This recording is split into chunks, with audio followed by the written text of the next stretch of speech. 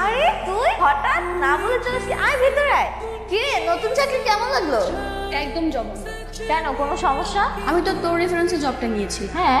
এখন দেখছি জবটা না আমার জন্য সবচেয়ে বড় ভুল ছিল। কোন এক বাদর ছেলে হোটেলে রুম ভাড়া নিয়েছিল। সে আসতে না আসতে আমাকে একটা পর একটা কাজের হুকুম দিচ্ছিল। বাদর? হোটেলে বাদর আসবে কিভাবে? দেখতে মানুষের মতো, কিন্তু তার কাজ করবো সব বাদরের মতো। এই মুখ সামলে কথা বলো, কাকে বাদর বলছো তুমি? নিজের চেহারা আয়নায় দেখেছো? আপনি আপনি তো সব নষ্টের মুখ। আপনাকে তো আমি এই চুপ, বাদর বলছো না তুমি আমাকে? এখনই সরি বলো, সরি বলো। সরি, আপনাকে কোনোদিনই নয়। এইভাবে বলিস না, ও আমার ভাইয়া হয়। ভাই? এই বাদরটা তোর ভাইয়া? তুই জানিস না আমার বড় ভাই আছে, এটাই তো আমার ভাইয়া। তোকে যে বাদরের কথা বলেছিলাম এটাই সেই বাদর। তোকে আর বলে কি লাভ? আসি আমি।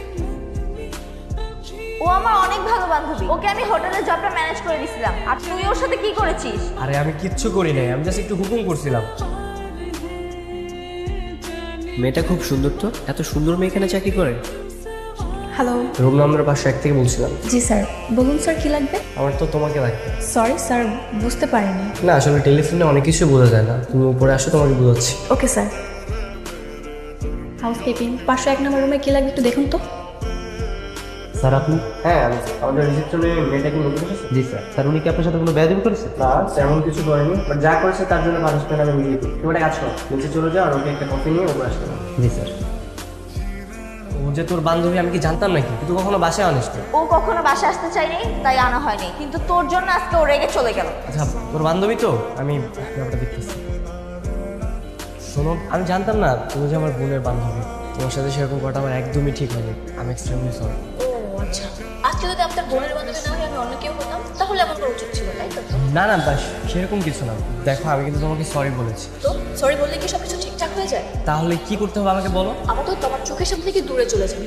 আরে আরে দাঁড়াও, এটা তো তুমি রাগের কথা বলছো। তোমার রাগ ভাঙানোর জন্য কি করতে হবে সেটা বলো। আপনাকে দেখলেই তো আমার রাগ উঠে। শোনো, রাগ চেপে না রেখে প্রকাশ করা কিন্তু খুব ভালো।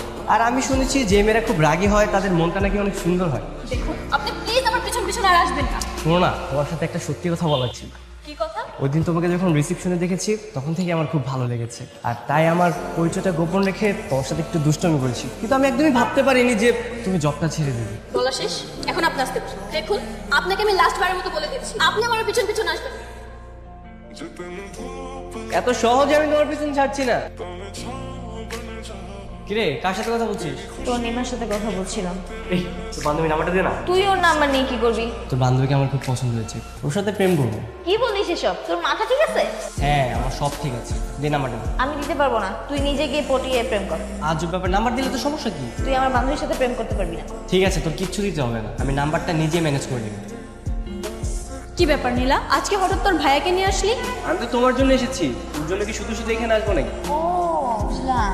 এই তো নিমা, চল তো আমরা যাই। এই তোর নাম ধরে ডাকছিস কেন? ওকে ভাবি বলে ডাকবি। কে কার ভাবি? ও আচ্ছা, সরি সরি। তোমাকে তো প্রপোজ করানি, রাইট? হ্যালো। তুই তো নির্লজ্জ কেন রে? তুই তোর ছোট বোনের সামনে তার বান্ধবীকে প্রপোজ করিস? তাতে কি হয়েছে? ভালোবাসা কি অন্যায় নাকি? আমি তো প্রপোজই করছি। দেখছিস কি উল্টাপাল্টা কথা বলছে? উল্টাপাল্টা না ম্যাডাম, যা সত্যি তাই বলছি। নীলা, তোর ভাইকে থামতে বল। এই তুই যা তো। নেটা রাখ, দিয়ে দিস। কিরে কি করছিস? কিছু না। এই নে তোর জন্য গিফট আনছি। বস, থ্যাংক ইউ, বাট সব আমার পছন্দের জিনিস। কাহিনী কি? তুমি থ্যাংক ইউ বললে হবে না, পূর্ণিমার সাথে আমার রিলেশনটা করে দিবে, তাহলে তুই রেগুলার এরকম সুন্দর সুন্দর গিফট দিবি। নিরাপদ প্লিজ তোর ফ্রেন্ডের সাথে আমার রিলেশনটা করে দে না। মনে কর তোর অর্ধেক প্রেম হয়ে গেছে। আচ্ছা শোন, কালকে আমরা পার্কে যাবো। আচ্ছা শোন না, দেখ ভাইয়া কিন্তু খারাপ না, ভাইয়া আসলে একটা ভালো ছেলে। তোর ভাই যে কেমন ভালো ছেলে সেটা আমি খুব ভালো করেই জানি, আমাকে নতুন করে বোঝাতে হবে না। সত্যি ভালো রে, তুই মন থেকে রাগটা কমিয়ে একটু কথা বল, তাহলে ঠিকই বুঝতে পারবি। আমি তো শুধু শুধু রাগ করিনি, তোর ভাইয়া রাগের কাজ করেছে বলে তো রাগ করেছে। সব ভুলে জানা রে, ভাইয়া সত্যি তোকে অনেক পছন্দ করে। মুখ দিয়ে বললেই তার পছন্দ করা হয় না। তোর ভাইয়া ভেবেছে ওইভাবে প্রপোজ করে সে খুব ভিন্ন কিছু করেছে, কিন্তু তোর ভাই এমন প্রথম আমার একদমই ভালো লাগে। ভাইয়া ও মনি, একদম মুখের উপর কথা বলে।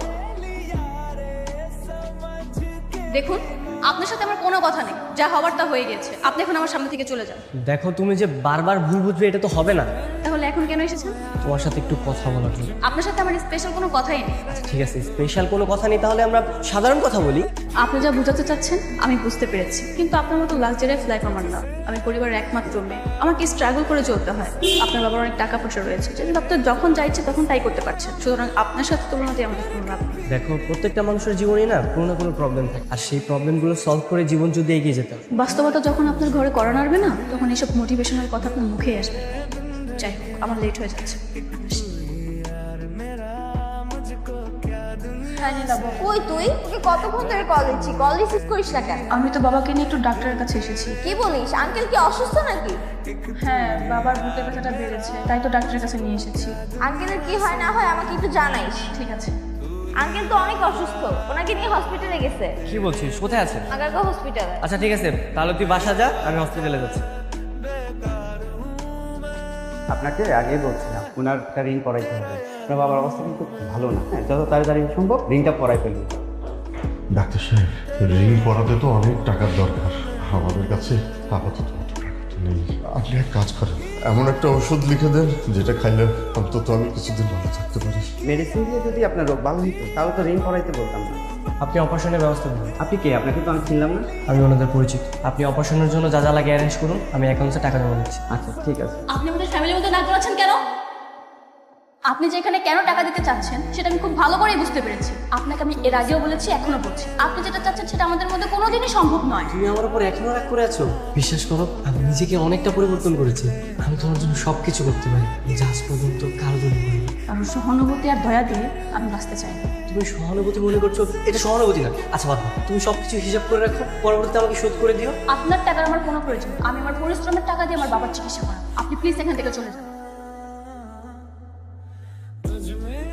তনিমা, মা তনিমা, হ্যাঁ বাবা, কি হয়েছে বাবা? আমি আমাকে একটু পানি খাবো মা। বাবা, তোমার কি অনেক বেশি খারাপ লাগছে? বাবা, বাবা, বাবা, তুমি কথা বলছো না কেন বাবা? হ্যালো, হ্যালো, আপনি এখন কোথায় আছেন? আমি তো বাইরে আছি। কেন? আমার বাবা হঠাৎ করে না চোখ বন্ধ করে ফেলেছে, কোনো কথাও বলছে না। আপনারা বলেছিলেন আপনি ওকে উপকার করবেন। প্লিজ দয়া করে আমাকে কিছু টাকা হাওলাত দিন। প্লিজ আপনি আমার বাবাকে বাঁচান। আচ্ছা ঠিক আছে, তুমি কোনো চিন্তা করো না, আমি আসতেছি। আচ্ছা ঠিক আছে।